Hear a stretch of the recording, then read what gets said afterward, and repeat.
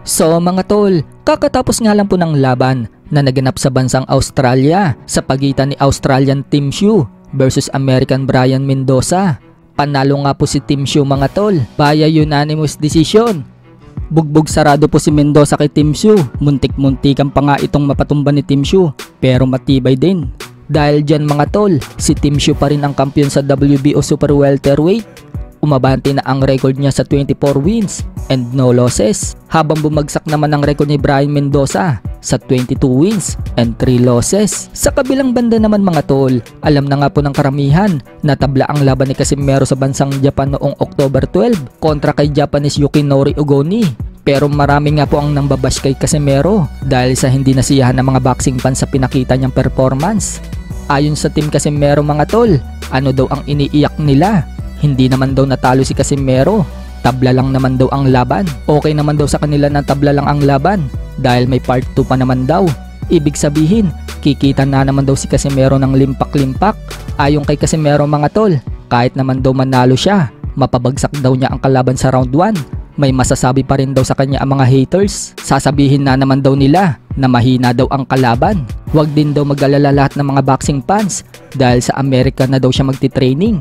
Baka sabihin daw ng iba, nagpapabaya daw siya sa training. Dagdag pa ni Casimero mga tol, kukuha daw siya ng strength and conditioning coach sa Amerika. Kung person, tinamaan hindi nakap.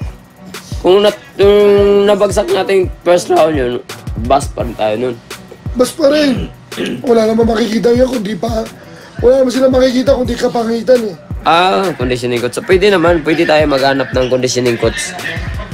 Sa Amerika naman next natin yung training natin. So, ayun.